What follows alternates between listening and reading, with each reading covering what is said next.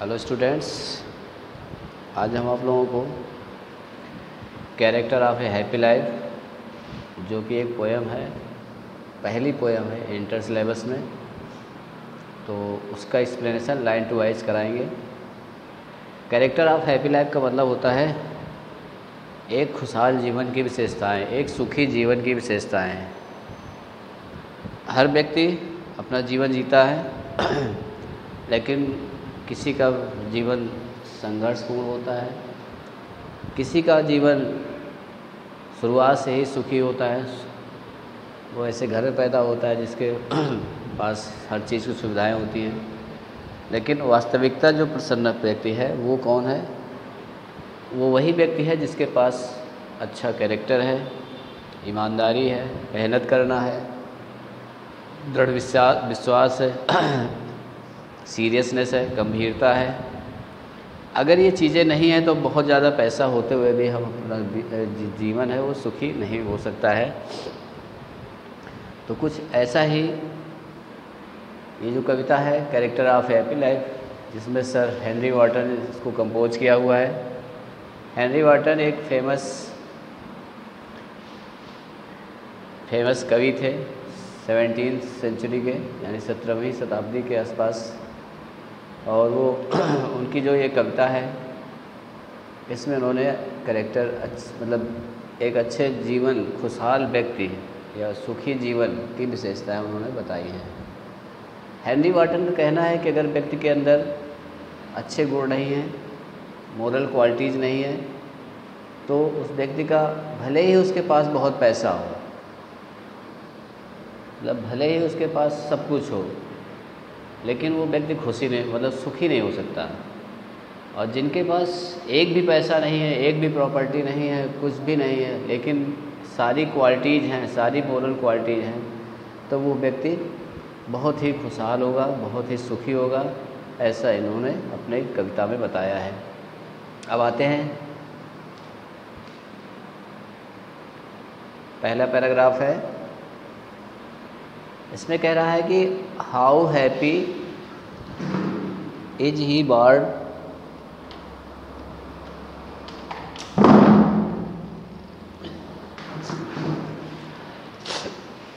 देखिए, how is he born are taught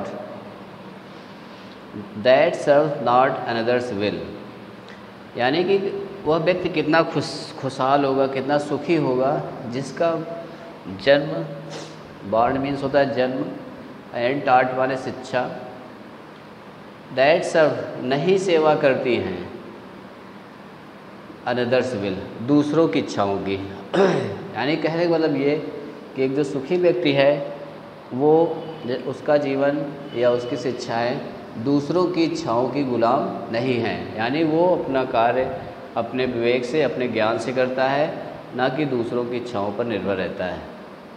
तो कवि कह रहा है, पोएट जो हेनरी वाटन है कह रहे हैं कि वह व्यक्ति यानी सुखी व्यक्ति जो है एक खुशहाल व्यक्ति है जो कि जिसकी शिक्षाएं या उसका जीवन दूसरों की इच्छाओं की गुलाम नहीं है।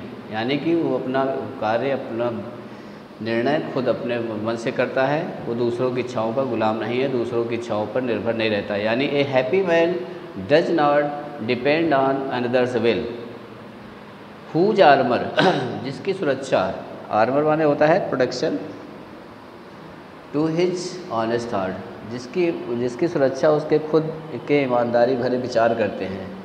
यानी कि वो अपने कार्य को कैसे करता है? ईमानदारी से। कहने का मतलब ये कि उसके लिए for him honesty is the best policy, यानी उसके लिए ईमानदारी ही सबसे अच्छी नीति है। यानी वो अपने कार्य को ईमानदारी से करता है। अगली लाइन है, एंड सिंपल ट्रूथ, और उसके लिए सत्य क्या है? हिज अटमोस्ट स्किल, अटमोस्ट का मतलब होता है ऑलमोस्ट, यानी संपूर्ण, स्किल वाले कुशलता। यानी उसके लिए सत्य यह है कि वो अपने कार्य को पूर्ण कुशलता के साथ करता है, स्किल यानी एबिलिटी के साथ, टैलेंट के साथ। यानी उसके अंदर ऐसा नहीं कि उसके अंदर एबिलिटी नहीं है फिर भी उस कार्य को करने जा रहा है। यानी अपने कार्य को पूर्ण योग्यता के अनुसार जिसके काबिल है वो उस कार्य को करता है, और यही उसके लिए क्या है? सिंपल ट्रूथ है। तो पहले पैराग्राफ का अर्थ हो गया एक सुखी व्यक्ति जिसका जीवन या शिक्षाएं दूसरों की इच्छाओं की मोहताज नहीं है, यानी a happy man does not depend on others will, he acts, वो करता है, his work with his knowledge, अपने ज्ञान के साथ, एंड हिज एबिलिटी, अपनी योग्यता के अनुसार। इसके बाद कह रहा हुज आर्मर, यानी जिसकी सुरक्षा उसकी ईमानदारी पर विचार करता है। He does his work, he does his duty with honesty because he thinks that honesty is the best policy, क्योंकि वो जानता है, सोचता है कि ईमानदारी सबसे अच्छी नीति है। And he does his work with skillness, यानी कुशलता के साथ, एबिलिटी के साथ, टैलेंट के साथ, यानी वो अपने कार्य को कुशलता योग्यता से करता है। आते हैं दूसरा पैराग्राफ में, whose passions are not his masters, यानी जिसकी whose passions not his masters are, जिसकी इच्छाएँ, किसकी इच्छाएँ, हैप्पी मैन, एक सुखी व्यक्ति की इच्छाएँ उसकी मालिक नहीं होती हैं, नॉट हिज मास्टर्स आर, यानी उसकी मालिक नहीं होती हैं। Whose soul is still prepared for death, जिसकी आत्मा यानी हैप्पी मैन सोल, यानी एक सुखी व्यक्ति की आत्मा हमेशा मृत्यु के लिए तैयार रहती है। स्टिल प्रिपेयर्ड फॉर डेथ यानी मृत्यु के लिए हमेशा तैयार रहती है। इसको इस तरह भी कह सकते हैं कि एक सुखी व्यक्ति अपनी इच्छाओं पर कंट्रोल करता है, a happy man controls his desires, अपनी इच्छाओं को नियंत्रित करता है। And he always ready for death, यानी हमेशा मृत्यु के लिए तैयार रहता है। He does not fear to death, यानी वो मृत्यु से कभी नहीं डरता है। Untied unto the world with care of princely love और वल्गर ब्रीथ, संसार के बंधनों से तो मुक्त रहता है, यानी संसार के बंधनों से वो मुक्त रहता है, अनटाइड रहता है, और वो संसार की चिंता भी नहीं करता, विद केयर वो मतलब परवाह नहीं करता किसकी, ऑफ प्रिंसली लव, यानी राजाओं की कृपा, यानी उसको किसी की कृपा की आवश्यकता नहीं होती है। कि ऐसा नहीं है कि मतलब वो अपने कार्य को किसी के सहारा लेकर के, किसी की बड़े मतलब किसी व्यक्ति की सिफारिश या कोई डोनेशन दे करके काम करवाए, ना ही उसको वल्गर ब्रीथ, ना ही लोगों की आलोचना की चिंता होती है, यानी वो ना तो किसी बड़े आदमी की कृपा पर या राजा की कृपा पर या लोगों की आलोचना पर उसकी आलोचना से वो चिंता नहीं करता, उसकी परवाह नहीं करता है। ये तो दूसरा पैराग्राफ था आपका। तीसरे पैराग्राफ में आ जाइए, who hath his life from rumours feed, जो रखता है अपने जीवन को लाइफ फ्रॉम र्यूमर्स फीड, यानी अफवाहों से मुक्त रखता है यानी वो अपने जीवन को अफवाहों से मुक्त रखता है, यानी वो कभी ध्यान नहीं देता है र्यूमर्स की, अफवाहों की। एक सुखी व्यक्ति जो है अपने जीवन को अफवाहों से मुक्त रखता है, यानी र्यूमर्सलेस रखता है अपने जीवन को। Whose conscience is his strong retreat, जिसका अंतःकरण यानी अंतरात्मा की आवाज़, इज हिज स्ट्रॉन्ग रिट्रीट, वही उसके लिए सबसे महत्वपूर्ण विश्राम स्थल है, मजबूत विश्राम स्थल है। यानी अपने कार्य को करने से पहले वो अपने अंतःकरण यानी अंतरात्मा की आवाज़ को सुनता है, और वही उसके लिए सबसे प्लस पॉइंट होता है, यानी उसी के अनुसार वो अपने कार्य को करता है। Whose state can neither flatter feel, उसकी स्थिति ना तो उस चापलूसी करने वाले व्यक्ति जैसी हो सकती है, फ्लैटर्स फील माने होता है चापलूसी करने वाले, यानी उसकी स्थिति उस चापलूसी करने वाले व्यक्ति जैसी नहीं हो सकती है, और ना ही यून मेक ऑपरेशंस ग्रेट, ना ही अत्याचार करके महान बनने वाले व्यक्तियों जैसी है। ऑपरेशंस में से होता है अत्याचार, यानी अत्याचार करके महान बनने वालों व्यक्तियों जैसी उसकी स्थिति नहीं होती है, यानी ना तो वो चापलूसी कर सकता है और ना ही किसी को ऐसी तरह से महान बन जाए, किसी के ऊपर अत्याचार करे या किसी के ऊपर परेशान करे और इसके बाद महान बन जाए, वो ऐसा व्यक्ति नहीं हो सकता है। आगे देखिए तीसरा पैराग्राफ, वो फोर्थ पैराग्राफ। हु इनवीज माने होता है घृणा करना, जो घृणा करता है, नन हु इनवीज नन, जो घृणा नहीं करता है, यानी नन लगा हुआ है, यानी वो उन लोगों से घृणा नहीं करता है। हुम चार्ज डोर टू रेज, जो मौका पाने पर ऊपर उठ जाते हैं, यानी अवसरवादी लोगों की बात कर रहा है यहाँ पर। किसकी बात कर रहा है? अवसरवादी। अवसरवादी का मतलब होता है अवसर मिलने पर जो अवसर मिलने पर फ़ायदा उठा ले जाए। यानी अवसर मिला तो पता चला कि वो पीछे था वो और वो आगे आ गया, मौका पाते ही वो आगे आ गया। यानी वो उन लोगों से ईर्ष्या नहीं करता जो मौका पाते ही ऊपर उठ जाते हैं या अवसरवादी होते हैं। नार वाइस, ना ही वो उस अवगुण को, हु नेवर अंडरस्टूड, ना ही वो उस अवगुण को कभी समझ पाया। नेवर माने कभी नहीं, अंडरस्टूड समझ पाया। How deepest wounds are given with praise, कि कैसे गहरे घाव दिए जाते हैं बिना प्रशंसा करने के साथ। यानी कैसे, हाउ डीपेस्ट वाउंड माने कैसे गहरे घाव आर गिवन दिए जाते हैं विद प्रेज, प्रशंसा के साथ। यानी कैसे एक व्यक्ति जो है प्रशंसा करते हुए उसे गहरा घाव दे रहा है। यानी जैसे कहावत है कि मुंह में राम बगल में छुरी, यानी साथ में रहता है, प्रशंसा भी कर रहा है और उसके बाद उसको साथ नुकसान भी कर रहा है। तो यही है, how deepest wounds are given with praise, यानी प्रशंसा के साथ कैसे गहरे घाव दिए जाते हैं, वह इस अवगुण को कभी समझ नहीं पाया। ना रूल्स ऑफ स्टेट, वह राज्य के नियमों को नहीं मानता है, वो राज्य के उन नियमों को नहीं मानता है जो लोगों की भलाई के लिए नहीं है। बट रूल्स ऑफ गुड, लेकिन जिन नियमों से लोगों का कल्याण होता है, भला होता है, उन नियमों को वो मानता है। तो कहने का मतलब ये कि जो एक सुखी व्यक्ति होता है वह उन लोगों से नफरत नहीं करता, उन लोगों से घृणा नहीं करता जो लोग मौका पाने पर ऊपर उठ जाते हैं या अवसर पाते ही आगे बढ़ जाते हैं। ना ही वो उस गुण को समझ पाया है, यानी ना ही वो उस गुण को समझ पाया जिसके द्वारा एक व्यक्ति प्रशंसा करने के साथ साथ वो क्या करता है, गहरे घाव देता है। वो राज्य के नियमों को नहीं मानता है, लेकिन जिन नियमों से लोगों का कल्याण होता है उस नियम को वो मानता है। आगे आइए, who God doth late and early pray, वह ईश्वर की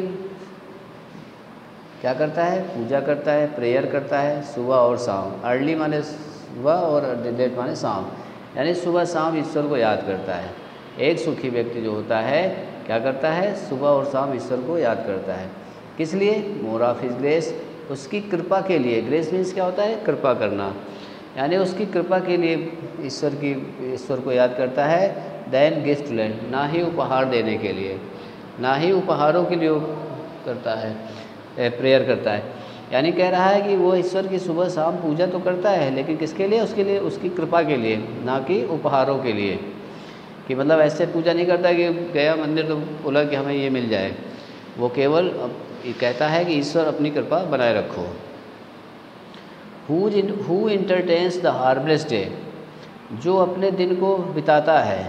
हार्मलेस इंटरटेन माने आनंदित करता है, हार्मलेस डे माने होता है हानि से रहित दिन को इंटरटेन करता है, आनंदित करता है। किसके साथ, वेल चूजन बुक, यानी अच्छी अच्छी किताबों से, यानी जो महान राइटरों के द्वारा लिखी गई किताबें हैं, मोरल क्वालिटी, नैतिक कर्तव्यों का वर्णन करने वाली किताबें हैं, ऐसी किताबों को पढ़ करके वो अपना दिन बिताता है। एंड फ्रेंड्स, और दोस्तों के साथ, और सच्चे दोस्तों के साथ। सच्चे दोस्त जो अच्छे उसी के समान अच्छे गुणों से परिपूर्ण हों, उन दोस्तों के साथ वो अपना दिन बिताता है और आनंद करता है। यानी अच्छी अच्छी किताबों के साथ और अच्छे दोस्तों के साथ, सच्चे दोस्तों के साथ, जो बता सके कि नहीं ये कार्य गलत है, ये कार्य सही है। बाकी तो दोस्त तो बहुत होते हैं कि जो भी करो वो सब सही, हाँ हाँ मिलाते रहते हैं, और जब कोई नुकसान हो जाता है तो फिर वो लोग छोड़कर चले जाते हैं। तो ऐसे दोस्तों के साथ नहीं करने के लिए कह रहा है। अच्छे सच्चे दोस्त जो अगर गलत कर रहे हैं तो उसको गलत कहें, अच्छा कह रहे हैं तो अच्छा कहें। तो कह रहा है कि अपना दिन अच्छी अच्छी किताबों के साथ और अच्छे दोस्तों के साथ बिताता है। लास्ट पैराग्राफ देख लिए, this man is free from servile bands, ऐसा मतलब ऐसा व्यक्ति, यानी ऐसा सुखी व्यक्ति जिसके पास सारी गुण हैं ऊपर से जो नीचे तक जो बताए गए हैं। फ्री फ्रॉम सर्वाइल बैंड्स, अनेक बंधनों से मुक्त रहता है, दास्ता के बंधनों से मुक्त रहता है। सर्वाइल बैंड्स यानी दास्ता के बंधनों से मुक्त रहता है, गुलाम ऐसे मतलब किसी बंधन को नहीं मानता वो। आर होप टू राइज, ना ही उसके अंदर उठने की आशा होती है, ना ही फियर टू फॉल, ना ही गिरने का डर होता है।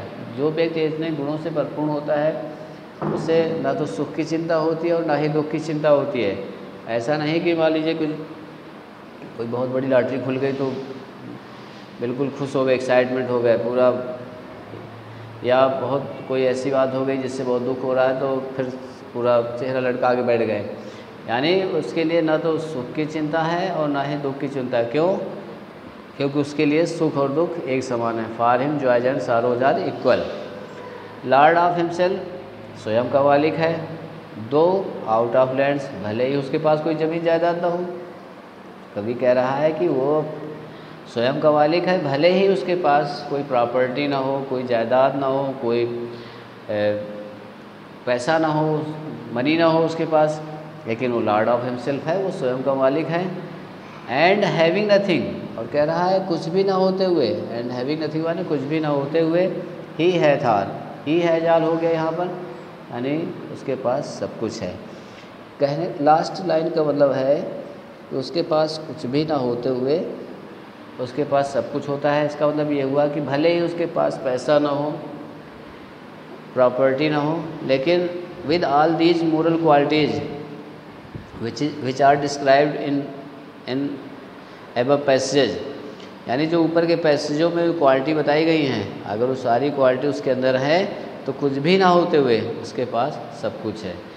तो ये जो लास्ट लाइन है, एंड हैविंग नथिंग ही है थार, ये आपका ऑक्सीमोरन फिगर ऑफ स्पीच है, जिसमें दो विपरीत अर्थ बताए जा रहे हैं। कुछ भी ना होते हुए ही है थाल, हैविंग नथिंग यानी कुछ भी ना होते हुए ही है थाल, उसके पास सब कुछ है।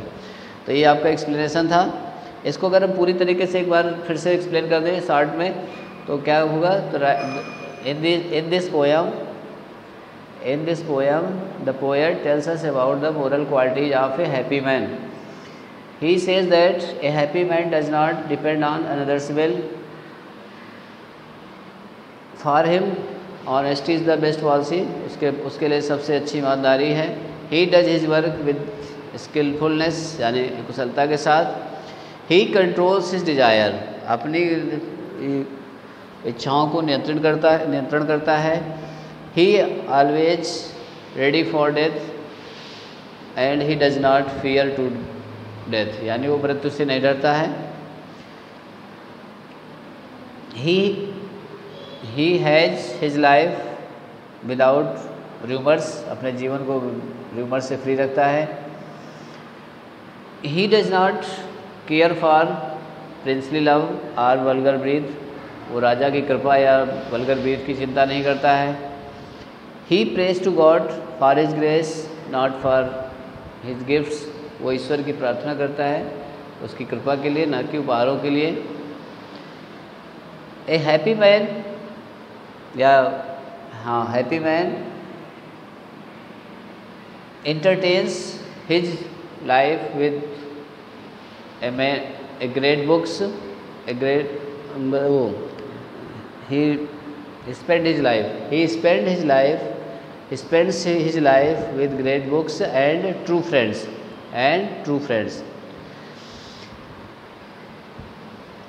Honesty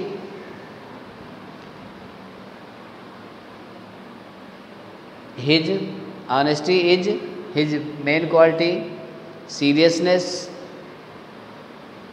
truthness are sub qualities of happy man. A happy man does not care for joys and sorrows, because joys and sorrows are equal to him, यानी उसके लिए एक समान है।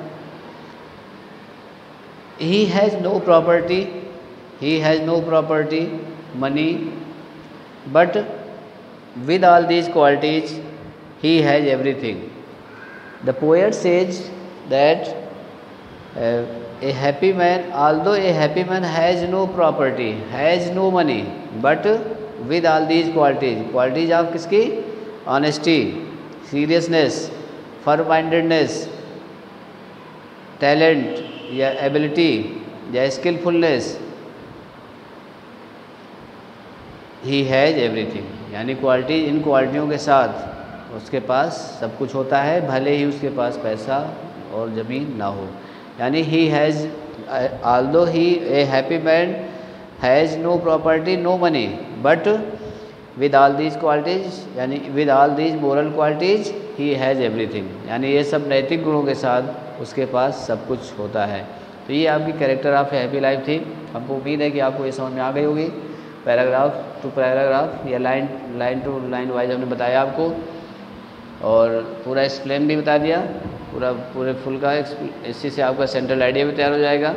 तो इसको आप वीडियो देखिए, अच्छी तरीके से समझिए, और आपकी इंटर के एग्ज़ाम, इंटर में पहली ही कविता है, इम्पॉर्टेंट कविता है। अक्सर इससे एक्सप्लेनेशन और सेंट्रल आइडिया पूछा जाता है, तो इसको आप तैयार करिए। और अगर आपको पसंद आया हो एक्सप्लेनेशन तो आप उसको शेयर करिए, लाइक करिए, और चैनल को सब्सक्राइब करिए, ताकि आपको पता चले कि नहीं कहाँ पे कमी है, उसको और सुधारा जा सकता है। तो आप इस वीडियो को देखिए, शेयर करिए, लाइक करिए और सब्सक्राइब कर दीजिए चैनल को, ताकि आपको नए नए वीडियो आपको मिलते रहें। इसके पहले हमने एक वीडियो डाला था ऑनेस्ट ब्लाइंडनेस कविता, उसको भी आप देख सकते हैं। उसका भी आप एक्सप्लेनेशन और सेंट्रल आइडिया याद कर सकते हैं।